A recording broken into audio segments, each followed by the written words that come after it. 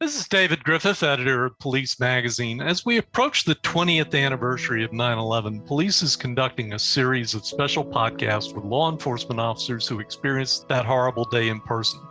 My first guest is Jon Adler. Jon is not only the former president of the Federal Law Enforcement Officers Association, FLEOA, he served as director of the Bureau of Justice Assistance from 2017 to 2019. On 9/11, Jon was Chief Firearms and Tactical Training Officer for the U.S. Attorney's Office, Southern District of New York. His offices were very near the World Trade Center. In our second discussion with Jon, we will discuss his experiences in the immediate aftermath of the attack. Jon, thank you for your time today. Hey, David, thank you for allowing me the opportunity to participate in this important program. When you returned to Ground Zero on September 12th, what was your mission? When we returned to the grounds, we were engaging in, to some extent, evidence recovery, also assisting in what was called the Bucket Brigade, which is working on what we described as the pit, sort of the center of the grounds, in removing as much debris and also looking for human remains so we can identify those who were killed in the heinous attack.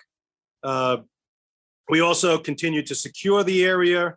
We didn't want anybody obviously wandering in, and it wasn't an easy task securing an area. It wasn't your typical crime scene with a easily defined perimeter. So that was a little bit of a challenge. And then also criminal investigators in my office, myself, assisted with the protective escorts of the U.S. Attorney and other officials, transporting them to various locations. What kinds of evidence were you able to recover at the site? We ultimately recovered several pieces of the planes. One piece of evidence or potential evidence of interest, a firefighter brought over to me what looked like an improvised edge weapon, otherwise known as a shiv or a shank. And it appeared to have dried up, the color of what we would describe as dried up blood. And the blade itself was very thin. And he didn't know for sure if it was anything. I appreciated the fact he brought it to me. We ultimately took it back and tested it. We ran it through the magnetometer. And oddly enough, it didn't set off the magnetometer at regular screening strength level. So we ultimately brought it to the evidence recovery specialists at the FBI, but there was no sort of followed up information shared in terms of whether the red-orange color on the blade was in fact blood, and it could have been possibly used by one of the terrorists. But it could have equally been something that was on the plane or somebody's pocket or anything, right?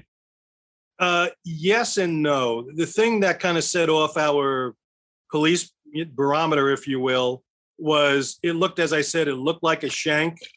It wasn't silverware from a restaurant. It was something that was made. It was the handle, the grip was taped up. The blade itself was extremely thin. David, you might remember those old soda cans where we had to peel off the top to open them. The blade was that thin.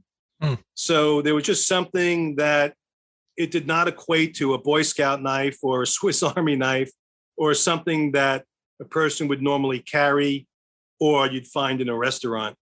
What was your continuing role at the World Trade Center site as the days went on? It was a matter of, again, security, evidence recovery. Again, you always hang on to faith that there could be the possibility of a rescue of someone trapped beneath all the girders and the debris.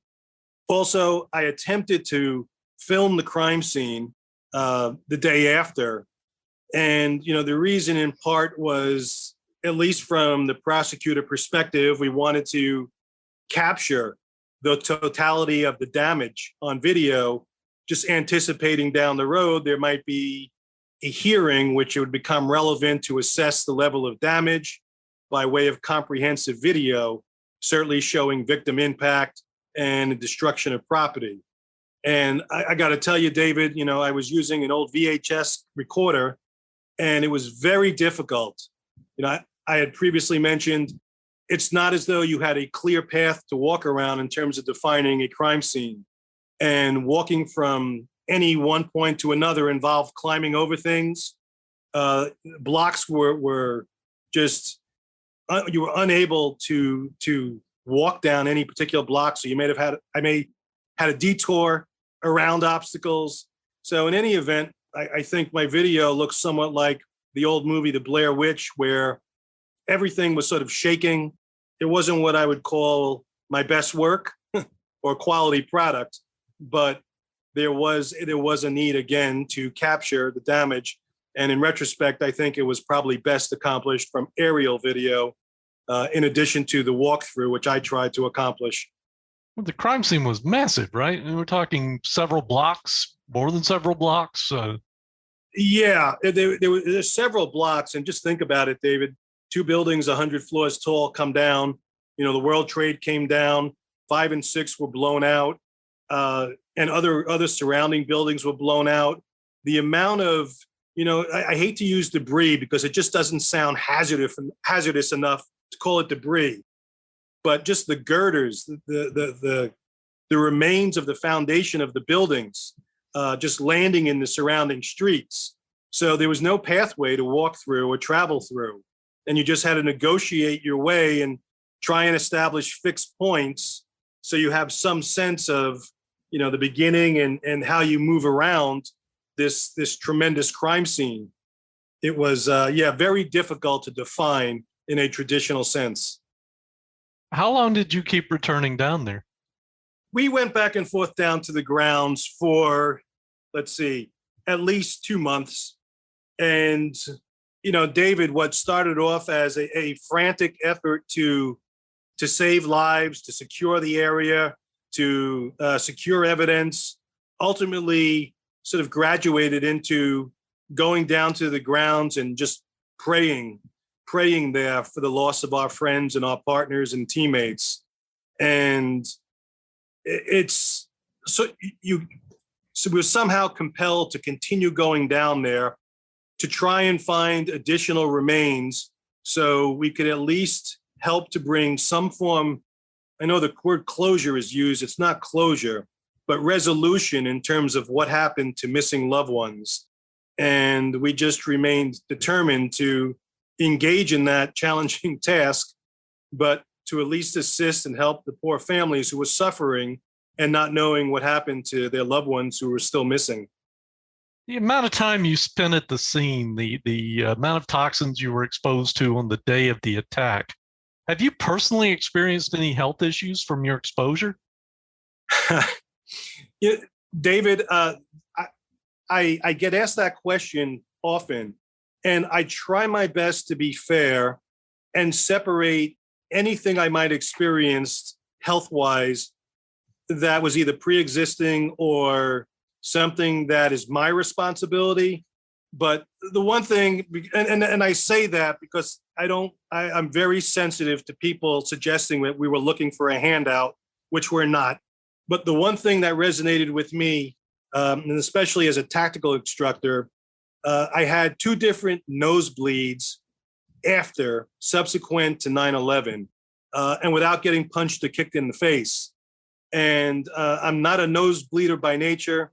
I don't have medical issues that would lend itself towards a nosebleed. And, one of the things I remember during and in the days after 9/11 were the lining of my nostrils felt like they were just burned or scorched. And I felt I had to constantly massage the outside of my nose. So there is concern there that I'm monitoring in terms of any respiratory damage. But the other part to your question, David, which may not be readily obvious to everyone, is the prospect of psychological injury and psychological damage. And I grew up in the old school mindset of suck it up cupcake. And after 9/11, unfortunately, many of us are choking on that proverbial cupcake. It's important, we believe smash stigma, save lives. We want to make sure that all of our brother and sister first responders do engage with mental health experts to ensure that they can have an opportunity to increase or build upon their wellness and not let the darkness of that day consume them. Jon will talk about his time as the president of the Federal Law Enforcement Officers Association and his work on behalf of 9/11 first responders in our final discussion.